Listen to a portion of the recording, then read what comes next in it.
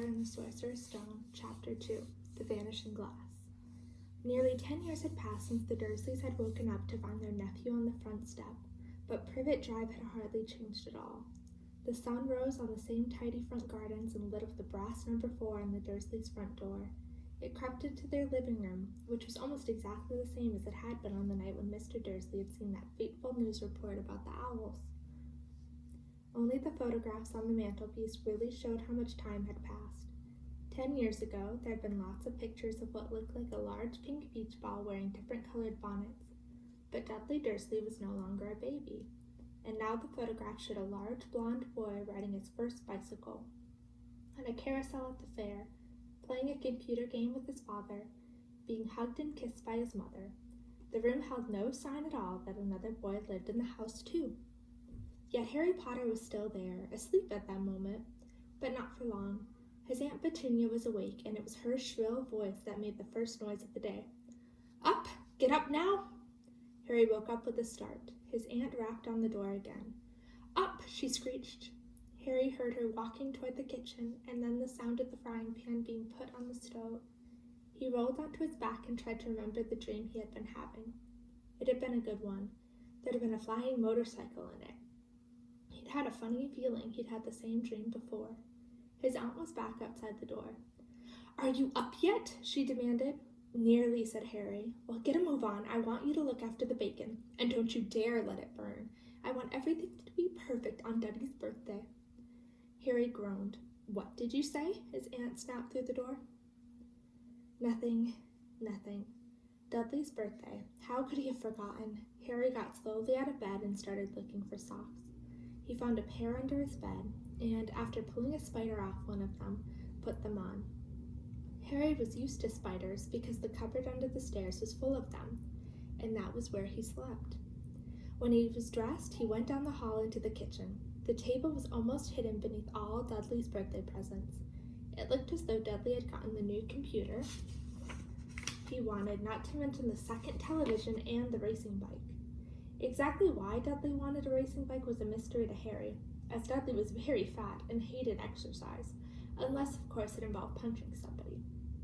Dudley's favorite punching bag was Harry, but he couldn't often catch him. Harry didn't look it, but he was very fast. Perhaps it had something to do with living in a dark cupboard, but Harry had always been small and skinny for his age. He looked even smaller and skinnier than he really was because all he had to wear were old clothes for Dudley's, and Dudley was about 4 times bigger than he was. Harry had a thin face, knobbly knees, black hair, and bright green eyes. He wore round glasses held together with a lot of Scotch tape because of all the times Dudley had punched him on the nose. The only thing Harry liked about his own appearance was a very thin scar on his forehead that was shaped like a bolt of lightning. He had it as long as he could remember, and the first question he could ever remember asking his Aunt Petunia was how he had gotten it. "In the car crash when your parents died," she had said, "and don't ask questions." Don't ask questions. That was the first rule for a quiet life with the Dursleys. Uncle Vernon entered the kitchen as Harry was turning over the bacon. "Comb your hair," he barked, by way of a morning greeting. About once a week, Uncle Vernon looked over the top of his newspaper and shouted that Harry needed a haircut. Harry must have had more haircuts than the rest of the boys in his class put together, but it made no difference. His hair simply grew that way, all over the place. Harry was frying eggs by the time Dudley arrived in the kitchen with his mother. Dudley looked a lot like Uncle Vernon. He had a large pink face, not much neck, small, watery blue eyes, and thick blonde hair that lay smoothly on his thick, fat head. Aunt Petunia often said that Dudley looked like a baby angel. Harry often said that Dudley looked like a pig in a wig. Harry put the plates of egg and bacon on the table, which was difficult as there wasn't much room. Dudley, meanwhile, was counting his presents. His face fell. 36, he said, looking up at his mother and father. "That's 2 less than last year." "Darling, you haven't counted Auntie Marge's present. See, it's here under this big one from Mommy and Daddy." "All right, 37 then," said Dudley, going red in the face. Harry could see a huge Dudley tantrum coming on. Began wolfing down his bacon as fast as possible in case Dudley decided to turn the table over. Aunt Petunia obviously scented danger too, Because, she said quickly, and we'll buy you another 2 presents while we're out today. How's that, Popkin? 2 more presents. Is that all right? Dudley thought for a moment. It looked like hard work. Finally, he said slowly, so I'll have 39 sweetums, said Aunt Petunia. Oh, said Dudley, and sat down heavily and grabbed the nearest parcel. All right, then. Uncle Vernon chuckled. Little Tyke wants his money's worth, just like his father. Attaboy, Dudley. He ruffled Dudley's hair. At that moment, the telephone rang, and Aunt Petunia went to answer it while Harry and Uncle Vernon watched Dudley unwrap the racing bike, a video camera, a remote control airplane, 16 new computer games, and a VCR. He was ripping the paper off of a gold wristwatch when Aunt Petunia came back from the telephone looking both angry and worried. Bad news, Vernon, she said. Mrs. Figg's broken her leg. She can't take him. She jerked her head in Harry's direction. Dudley's mouth fell open in horror, but Harry's heart gave a leap. Every year on Dudley's birthday, his parents took him and a friend out for the day, to adventure parks, hamburger restaurants, or the movies. Every year, Harry was left behind with Mrs. Figg, a mad old lady who lived 2 streets away. Harry hated it there. The whole house smelled of cabbage, and Mrs. Figg made him look at photographs of all the cats she'd ever owned. Now what? Said Aunt Petunia, looking furiously at Harry as though he'd planned this. Harry knew he ought to feel sorry that Mrs. Figg had broken her leg, but it wasn't easy when he reminded himself it would be a whole year before he had a lot to look at Tibbles, Snowy, Mr. Paws, and Tuffy again. We could phone Marge, Uncle Vernon suggested. Don't be silly, Vernon. She hates the boy. The Dursleys often spoke about Harry like this, as though he wasn't there, or rather, as though he was something very nasty that couldn't understand them, like a slug. What about, what's her name, your friend, Yvonne? On vacation, snapped Aunt Petunia. You could just leave me here, Harry put in hopefully. He'd be able to watch whatever he wanted on the television for a change, and maybe even have a go at Dudley's computer. Aunt Petunia looked as though she'd just swallowed a lemon. And come back and find the house in ruins? She snarled. I won't blow up the house, said Harry, but they weren't listening. I suppose we could take him to the zoo, said Aunt Petunia slowly, and leave him in the car. That car's new. He's not sitting in it alone. Dudley began to cry loudly. In fact, he wasn't really crying. It had been years since he'd really cried.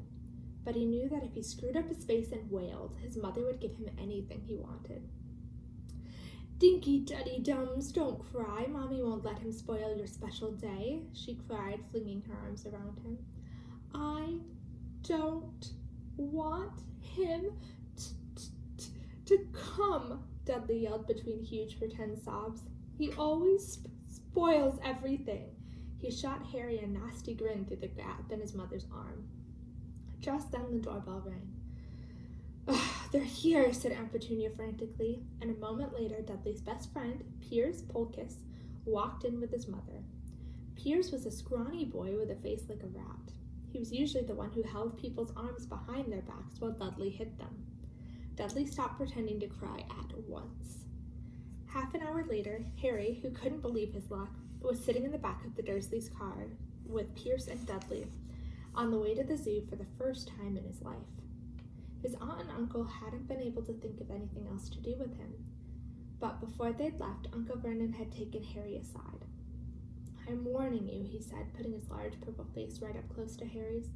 I'm warning you now, boy. Any funny business, anything at all, and you'll be in that cupboard from now until Christmas. I'm not going to do anything, said Harry, honestly, but Uncle Vernon didn't believe him. No one ever did. The problem was, strange things often happened around Harry, and it was just no good telling the Dursleys he didn't make them happen. Once Aunt Petunia tired of Harry coming back from the barber's looking as though he hadn't been at all, had taken a pair of kitchen scissors and cut his hair so short he was almost bald except for his bangs, which she left to hide that horrible scar. Dudley had laughed himself silly at Harry, who spent a sleepless night imagining school the next day, where he was already laughed at for his baggy clothes and taped glasses. Next morning, however, he had gotten up to find his hair exactly as it had been before Aunt Petunia had sheared it off. He had been given a week in his cupboard for this, even though he had tried to explain that he couldn't explain how it had grown back so quickly. Another time, Aunt Petunia had been trying to force him into a revolting old sweater of Dudley's, brown with orange puffballs. The harder she tried to pull it over his head, the smaller it seemed to become, until finally it might have fitted a hand puppet, but certainly wouldn't fit Harry. Aunt Petunia had decided it must have shrunk in the wash, and, to his great relief, Harry was not punished. On the other hand, he'd gotten into terrible trouble for being found on the roof of the school kitchens. Dudley's gang had been chasing him as usual when, as much to Harry's surprise as anyone else's, there he was sitting on the chimney. The Dursleys had received a very angry letter from Harry's headmistress, telling them Harry had been climbing school buildings. But all he tried to do as he shouted at Uncle Vernon through the locked door of his cupboard was jump behind the big trash cans outside the kitchen doors. Harry supposed that the wind must have caught him mid-jump. But today nothing was going to go wrong. It was even worth being with Dudley and Pierce to be spending the day somewhere that wasn't school, his cupboard, or Mrs. Fig's cabbage-smelling living room. While he drove, Uncle Vernon complained to Aunt Petunia. He liked to complain about things: people at work, Harry, the council, Harry, the bank, and Harry were just a few of his favorite subjects. This morning it was motorcycles. Roaring around like maniacs, the young hoodlums, he said, as a motorcycle overtook them. I had a dream about a motorcycle, said Harry, remembering suddenly. It was flying. Uncle Vernon nearly crashed into the car in front. He turned right around in his seat and yelled at Harry, his face like a gigantic beet with a mustache. Motorcycles don't fly.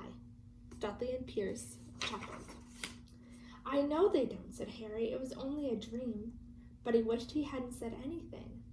If there was one thing the Dursleys hated even more than his asking questions, it was his talking about anything acting in a way it shouldn't. No matter if it was in a dream or even a cartoon, they seemed to think he might get dangerous ideas. It was a very sunny Saturday, and the zoo was crowded with families. The Dursleys bought Dudley and Pierce large chocolate ice creams at the entrance, and then, because the smiling lady in the van had asked Harry what he wanted before they could hurry him away, they bought him a cheap lemon ice pop. It wasn't bad either, Harry thought, licking it as they watched a gorilla scratching its head, who looked remarkably like Dudley, except that it wasn't blonde. Harry had the best morning he'd had in a long time. He was careful to walk a little way apart from the Dursleys so that Dudley and Pierce, who were starting to get bored with the animals by lunchtime, wouldn't fall back on their favorite hobby of hitting him. They ate in the zoo restaurant, and when Dudley had a tantrum because his Knickerbocker Glory didn't have enough ice cream on top, Uncle Vernon bought him another one, and Harry was allowed to finish the first. Harry felt afterward that he should have known it was all too good to last. After lunch, they went to the reptile house. It was cool and dark in there, with lit windows all along the walls. Behind the glass, all sorts of lizards and snakes were crawling and slithering over bits of wood and stone. Dudley and Pierce wanted to see huge poisonous cobras and thick man-crushing pythons. Dudley quickly found the largest snake in the place. It could have wrapped its body twice around Uncle Vernon's car and crushed it into a trash can. But at the moment, it didn't look in the mood. In fact, it was asleep. Dudley stood with his nose pressed against the glass, staring at the glistening brown coils. Make it move, he whined to his father. Uncle Vernon tapped on the glass, but the snake didn't budge. Do it again, Dudley ordered. Uncle Vernon rapped the glass smartly with his knuckles, but the snake just snoozed on. This is boring, Dudley moaned. He shuffled away. Harry moved in front of the tank and looked intently at the snake. He wouldn't have been surprised if it had died of boredom itself. No company except stupid people drumming their fingers on the glass, trying to disturb it all day long. It was worse than having a cupboard as a bedroom, where the only visitor was Aunt Petunia hammering on the door to wake you up. At least he got to visit the rest of the house. The snake suddenly opened its beady eyes. Slowly, very slowly, it raised its head until its eyes were on level with Harry's. It winked. Harry stared. Then he looked quickly around to see if anyone was watching. They weren't. He looked back at the snake and winked too. The snake jerked its head toward Uncle Vernon and Dudley, then raised its eyes to the ceiling. It gave Harry a look that said quite plainly, "I get that all the time." "I know," Harry murmured through the glass, though he wasn't sure the snake could hear him. "It must be really annoying." The snake nodded vigorously. "Where do you come from, anyway?" Harry asked. The snake jabbed its tail at a little sign next to the glass. Harry peered at it. "Boa constrictor, Brazil." Was it nice there? The boa constrictor jabbed its tail at the sign again, and Harry read on. This specimen was bred in the zoo. "Oh, I see. So you've never been to Brazil." As the snake shook its head, a deafening shout behind Harry made both of them jump. "Dudley, Mr. Dursley, come and look at this snake. You won't believe what it's doing." Dudley came waddling toward them as fast as he could. "Out of the way, you," he said, pinching Harry in the ribs. Caught by surprise, Harry fell hard on the concrete floor. What came next happened so fast no one saw how it happened. 1 second, Pierce and Dudley were leaning right up close to the glass. The next, they had leapt back with howls of horror. Harry sat up and gasped. The front of the boa constrictor's tank had vanished. The great snake was uncoiling itself rapidly, slithering out onto the floor. People throughout the reptile house screamed and started running for the exits.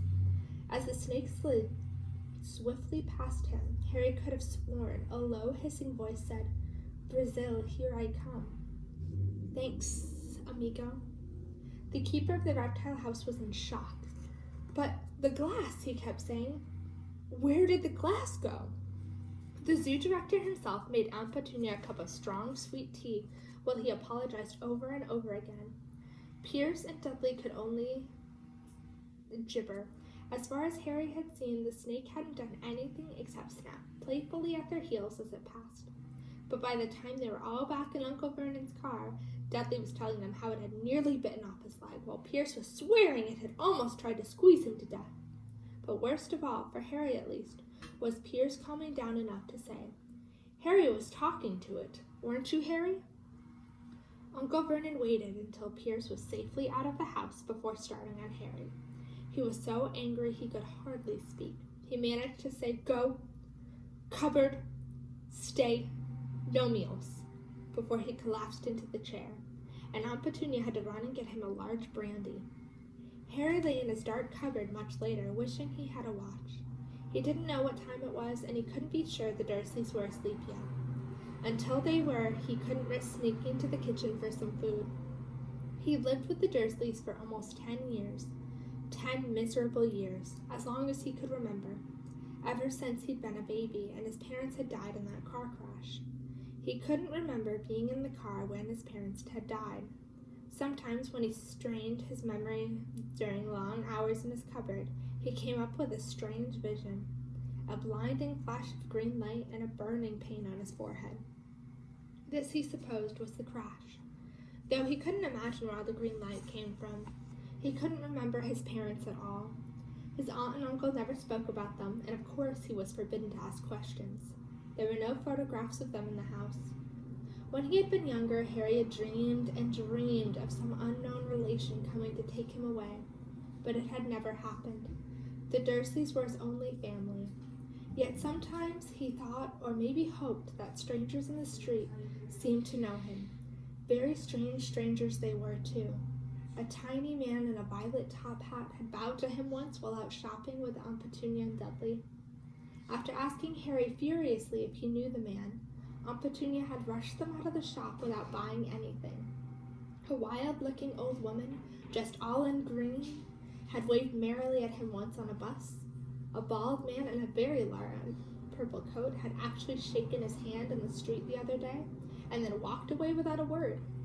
The weirdest thing about all these people was the way they seemed to vanish the second Harry tried to get a closer look. At school, Harry had no one. Everyone knew that Dudley's gang hated that odd Harry Potter and his baggy clothes and broken glasses, and nobody liked to disagree with Dudley's gang.